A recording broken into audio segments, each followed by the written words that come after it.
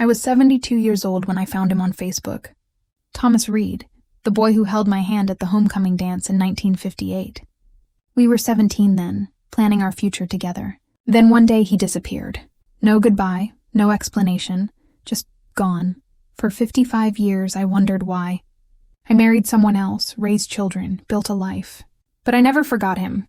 Last week I typed his name into the search bar. There he was. Older, grayer, but unmistakably him. I sent a friend request with trembling hands. When he accepted, the first message I received made me cry. I've been looking for you for 55 years. I never stopped loving you. Please subscribe to the channel and leave a comment below if you want to know what happened next in this incredible reunion. In 1958, life in Cedar Falls, Iowa moved at the pace of summer cicadas. I was 17, with honey blonde hair that fell past my shoulders and dreams bigger than our small town could hold. My senior year at Cedar Falls High was about to begin, and like every girl my age, I had my future mapped out in hopeful scribbles in my diary. Then Thomas Reed transferred to our school.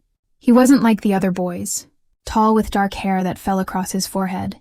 He had this quiet way about him, not shy, just thoughtful. His family had moved from Illinois, and on his first day, Mrs. Peterson paired us together in chemistry class. That's when our own chemistry began. I'm Tommy, he said, extending his hand formally across the lab table. Mary, I replied, feeling something shift inside me when our hands touched. We were inseparable by October. Tommy would wait for me by my locker every morning, carrying my books to class. After school, we'd share a chocolate malt at Freddy's Diner, one glass with 2 straws, talking until Mr. Freddy would gently tell us it was closing time. On weekends, we'd drive in his father's Chevrolet to the lake, listening to Elvis on the radio and making plans. After graduation, I'll work at my uncle's garage while you go to nursing school, he'd say, his fingers laced through mine. Then when you finish, we'll get married. Have a house with a big yard, maybe 3 kids. I'd rest my head on his shoulder. 3 kids sounds perfect. Our families got to know each other. Sunday dinners alternated between our houses. His mother taught me how to make his favorite apple pie. My father took Tommy fishing. Everyone could see where this was headed. We were 17, but we knew our hearts. First love, true love. For 9 beautiful months, Thomas Reed was my world. We studied together, danced together at the spring formal, shared our first real kiss under the bleachers during a rainstorm.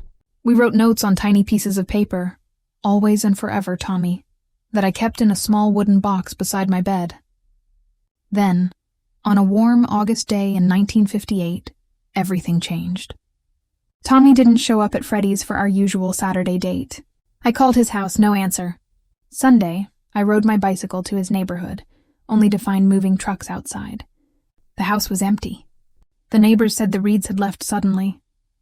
No forwarding address, no goodbye. I stood on that sidewalk, staring at the empty porch where Tommy and I had sat counting stars just a week before. My world collapsed into a single impossible question. Why? No one at school had answers when classes resumed. Tommy was simply gone. I wrote letters that returned unopened. I called distant relatives whose names I remembered. Nothing. It was as if Thomas Reed had vanished into thin air, taking my 17-year-old heart with him. I graduated that spring alone, my name called to silence where there should have been his cheers. At 17, I thought my life had ended. I didn't know it was just beginning a 55-year detour before finding its way back to where it belonged. The first year without Tommy passed in a fog of grief. My mother worried when I would stare out windows for hours. My father suggested college farther away than we'd planned. A fresh start, he called it. I moved to Chicago for nursing school, hoping distance would dull the ache of abandonment. It didn't. I'd see a tall boy with dark hair on Michigan Avenue and my heart would stop. I'd hear Elvis on the radio and remember dancing in Tommy's arms. Worst were the dreams where he would explain everything, only to wake to the same unanswered questions. By 21, I'd graduated nursing school and taken a position at Chicago Memorial. My roommate Judith insisted on setting me up with her cousin Robert, a medical student with kind eyes and a steady laugh. Our first date was pleasant, unremarkable. Our second better. By our third, I found myself laughing again. You look different when you laugh, Robert told me. Your whole face lights up. You should do it more often. So I tried. I packed away the wooden box with Tommy's notes. I stopped scanning crowds for his face. I learned to live in the present instead of wondering about the past. Robert and I married when I was 26. He became a respected pediatrician, and I worked as a nurse until our first child was born, David in 1967, followed by Sarah 2 years later. We bought a house in Oak Park with a yard just like the one Tommy and I had imagined, though I never said this aloud. Robert was a good man, a loving husband, an attentive father. He deserved a wife who wasn't haunted by a ghost. So I became that wife, mostly. I was happy, mostly. Only sometimes, when the children were asleep and Robert was working late, would I allow myself to wonder. Where was Tommy now? Had he married? Did he ever think of me? The decades unwound like a long ribbon. David and Sarah grew, graduated, moved away to start their own lives. Robert and I settled into the comfortable routine of a long marriage. We traveled, welcomed grandchildren, planned for retirement. My hair grayed, my hands showed veins. The 17-year-old girl who'd loved Thomas Reed seemed like someone I'd once known, not someone I'd been. But there were moments. In 1973, I found our high school yearbook while cleaning the attic. Tommy's face stared back at me, frozen at 17. I touched the photo before snapping the book closed. In 1981, Sarah brought home a boy named Thomas. Hearing that name called across our dining room made me drop a serving dish. In 1994, my 35th high school reunion invitation arrived. I didn't go. I told Robert it was too far to travel. But the truth was, I couldn't bear the possibility of hearing someone say, "Did you ever find out what happened to Tommy Reed?" In 2003, Robert found me crying over an old Elvis record. He sat beside me, took my hand, and said gently, "You never really got over him, did you?" It wasn't an accusation, just a recognition of a truth we'd both lived with. I loved Robert, truly, deeply, but he was right. There was a corner of my heart that had remained 17, waiting for an explanation that never came. Robert died in 2010, a heart attack, quick and merciful. At 70, I found myself alone in a house too big, with too many memories and too many empty hours. David wanted me to move closer to him in California. Sarah offered her guest room in Boston. I knew they worried, but I wasn't ready to leave the life Robert and I had built. Instead, I joined the senior center, took up watercolor painting, volunteered at the hospital where I'd once worked. I built a new life as a widow, thinking this would be my final chapter. Not unhappy, just incomplete. Like a book with a missing page, you can still read the story, but you know something important isn't there. Then, in January of 2013, my granddaughter Melissa visited for a weekend. She was 20, a college student full of energy and new ideas. Watching me check my mail, she shook her head. "Grandma, you need to get on Facebook. That's how everyone communicates now." At my age, what would I possibly do on Facebook? She laughed.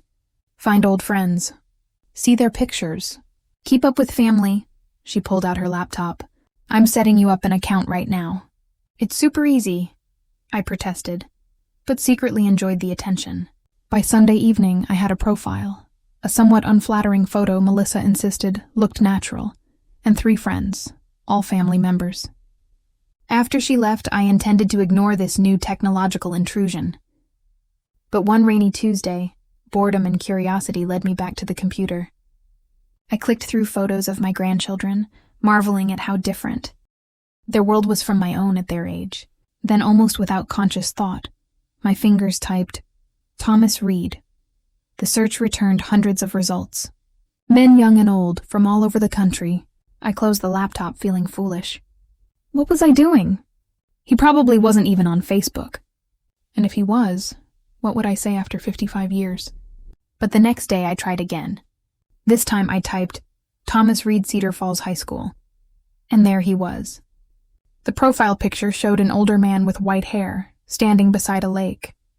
His face was lined, his frame slightly stooped, but the eyes, those were Tommy's eyes, exactly as I remembered. The same gentle crinkle at the corners when he smiled. My heart hammered in my chest like it had when I was 17. 72 years old, and suddenly I was a teenager again, passing notes in chemistry class. I clicked on his profile. Limited information was visible. Lived in Minneapolis, Minnesota. Widowed. A few public photos of landscapes. Nothing personal.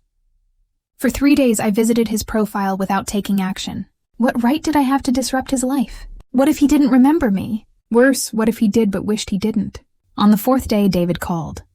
"Mom, Melissa says you're on Facebook but haven't done anything. Are you having trouble with it?" "No, I'm just observing." "That's not how it works. You have to connect with people." A pause. "Is there someone you're thinking of connecting with?" Maybe it was the gentleness in his voice, so like his father's.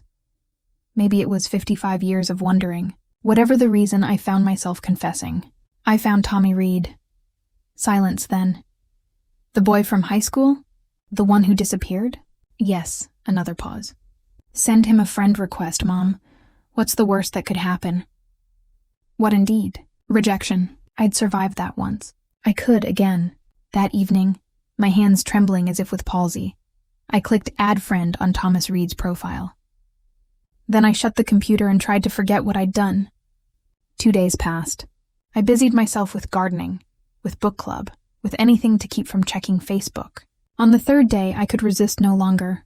There, waiting in my notifications, "Thomas Reed has accepted your friend request." And beneath it, a message. "Mary? Is that really you? I've been searching for you for 55 years. Please tell me it's you." The tears came before I could stop them. 55 years of questions, and his first words were that he'd been searching for me. With blurred vision and shaking fingers, I typed, "It's me, Tommy. It's really me." His response came seconds later. "Thank God. I never thought I'd find you. I need to explain. I need you to know what happened." We exchanged phone numbers, but agreed to start with messages. Easier somehow to bridge 55 years in writing before hearing each other's voices. His first long message came that night. "Mary, in August 1958, I was diagnosed with Hodgkin's lymphoma. The doctors gave me months to live. My parents decided to take me to the Mayo Clinic in Rochester for an experimental treatment. Everything happened so fast. I was in the hospital within days. I wanted to call you, to explain. But my mother said it would be crueler to make you watch me die slowly. She thought it would be better for you to move on, build a life without the shadow of grief. I was 17, weak from treatments, and in no position to fight her. The miracle was the treatment worked. After 2 years of hell, I was in remission. By then you'd gone. No one in Cedar Falls knew where. I tried to find you, but your parents had moved too. I had your letters returned. This was before the internet, before cell phones. People could vanish from each other's lives completely. I went to college, became an engineer, married a kind woman named Ellen, who knew she was second choice but loved me anyway. We had a good life, a son, but I never stopped looking for you, Mary. Every city I visited, I checked the phone book for your name. Every class reunion, I asked about you. Ellen knew and understood. That's the kind of woman she was. She died 5 years ago. Cancer, like I was supposed to have. Since then, I've had more time to search. When my son showed me Facebook, I thought maybe, finally, I need you to know, not a day in 55 years passed that I didn't think of you, that I didn't regret the way things ended, that I didn't wonder who you became, what life you built. I understand if you hate me, if you're happy in your life and want nothing to do with me. But if there's any chance you might want to talk, to fill in 55 years of blanks, I'm still Tommy, still yours, always and forever, if you'll have me, in whatever way you're willing. I read his message 7 times, tears flowing freely. 55 years of mystery explained in a few paragraphs. Not abandonment, sacrifice. Not forgetting, remembering, searching, hoping. I wrote back immediately, telling him about nursing school, about Robert, about my children, about how I'd never forgotten him either, how there had always been a Tommy-shaped hole in my life that nothing else could fill. We exchanged messages daily for weeks. Then, one evening in March, my phone rang. I answered without checking caller ID. "Mary?" "It's Tommy," his voice. Deeper now, slightly rough with age, but unmistakably his. The cadence, the way he said my name, some things time couldn't change. "Tommy," I whispered, sinking into a chair. "I hope this is okay. I just needed to hear your voice. It's okay. It's good." My voice caught. "You still sound like you," he said softly. When you say my name, I'm 17 again. That first call lasted 3 hours. We talked about everything and nothing, our children, our careers, our lives in the decades between. He told me about engineering projects that took him around the world. I told him about nursing, about raising David and Sarah. We compared notes on grandchildren, on retirement, on the strange experience of growing old. Do you have a recent picture? He asked eventually. Your profile only has that one your granddaughter took. I'm not very photogenic these days. Neither am I. But I'd like to see you as you are now. The real you. The next day, Sarah helped me take a proper photo.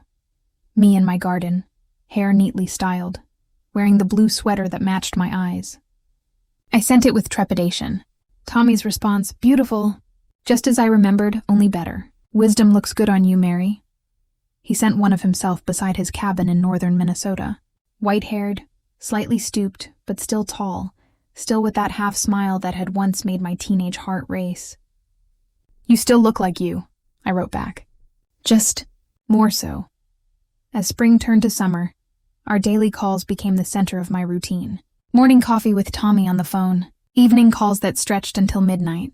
We sent each other small things, a book he thought I'd enjoy, cookies I baked from his mother's recipe I still remembered. Connections across time, across distance.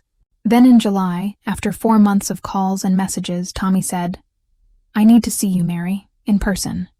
55 years is too long. My heart fluttered like a trapped bird. I don't know, Tommy. I'm 72 now. Not exactly the girl you remember. And I'm a balding old man with arthritis, not the boy you remember. But it's still me inside here. Still you in there. Please, Mary, once, just once before we're too old to make the trip. I hesitated. What if the magic existed only in memory and electrons? What if seeing each other shattered the connection we'd rebuilt? I'm scared, I admitted. So am I. But I've spent 55 years regretting not fighting harder to say goodbye to you. I don't want to regret not fighting to say hello again. When I mentioned Tommy's suggestion to Sarah during her weekly visit, her eyes widened. Mom, you have to go. This is like a movie. Or a tragedy waiting to happen. What if it's wonderful? She countered. What if this is your second chance? Dad would want you to be happy. I'm 72, Sarah. Too old for second chances. You're alive. That's the only qualification for second chances. After a week of deliberation, I called Tommy. Okay, let's meet. His exhale was audible. Really, you mean it? Yes, before I lose my nerve. We arranged to meet halfway between our homes at a small cafe in Madison, Wisconsin. August 17th, almost exactly 55 years after he'd disappeared from my life. The weeks before our meeting, I was a bundle of nerves. I bought new clothes, had my hair done, even applied makeup, something I rarely bothered with anymore. Sarah came to help me pack for the overnight trip. Mom, you're glowing, she said, watching me fuss with my appearance. I'm terrified. That's not terror. That's anticipation. She squeezed my hand. I haven't seen you this alive since before Dad died. The morning of August 17th dawned clear and warm. I drove the 3 hours to Madison with a knot in my stomach and Elvis playing on the oldies station. The cafe was a small place near the university, with outdoor tables shaded by umbrellas. Tommy had chosen it because it reminded him of Freddie's diner. I parked a block away, checking my appearance one last time in the rearview mirror. 72 years old, lines etched around my eyes and mouth, hair more silver than blonde now, yet somewhere in my reflection, I could still see the 17-year-old waiting for her date at Freddie's. The walk to the cafe seemed endless. My heart pounded against my ribs like it might break free, and then I was there, standing at the entrance, scanning the outdoor tables. He was seated in a corner, angled to watch the door. White hair neatly combed, wearing a button-down shirt that brought out the blue in his eyes. When he saw me, he stood, one hand gripping the table for support. Time stopped.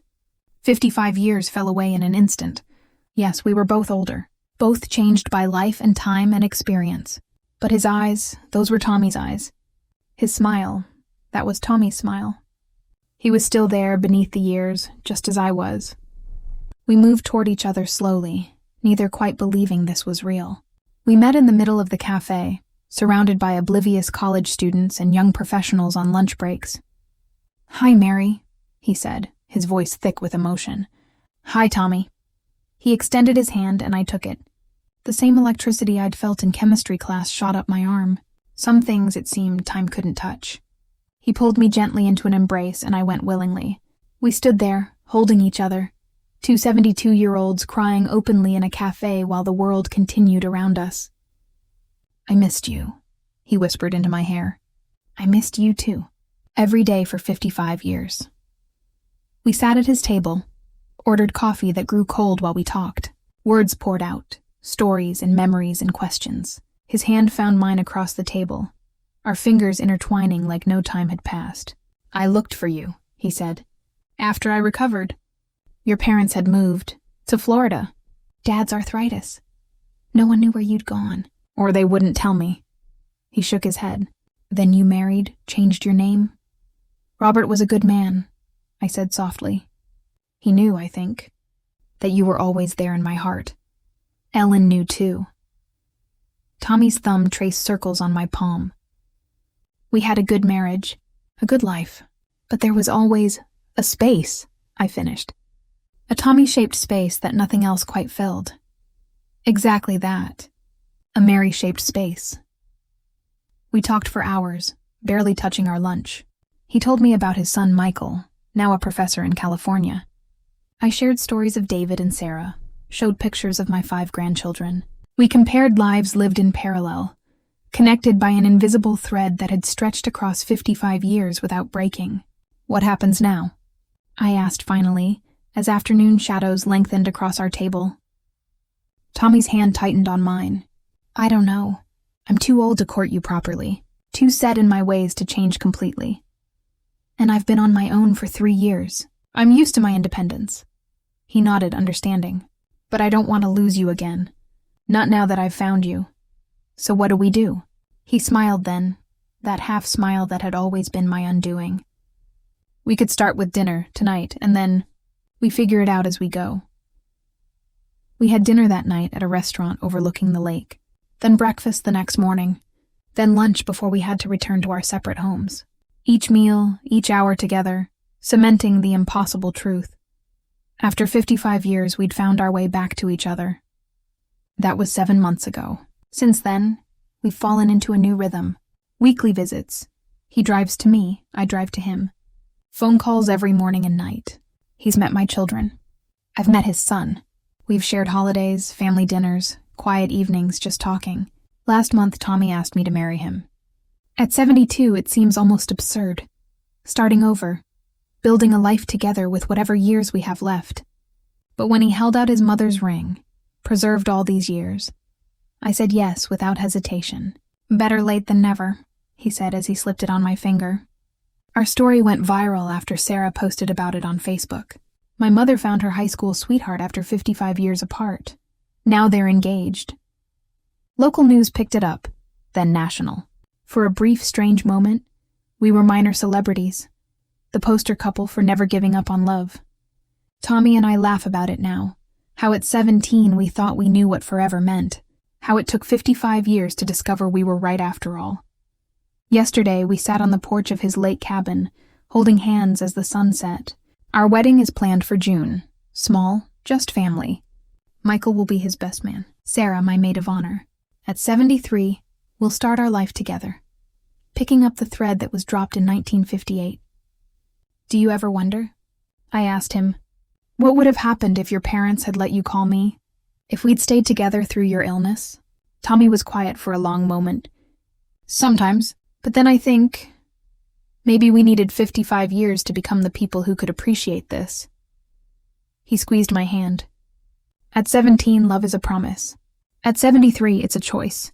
Every day we choose each other. That's worth the wait." As the stars appeared over the lake, I rested my head on his shoulder, just as I had in 1958. "Always and forever," I whispered. "Finally," he answered. "Would you search for your first love 55 years later? Do you believe some loves are meant to be no matter how much time passes? Leave your comment below. Subscribe for more incredible love stories. Share if you believe in second chances and true love.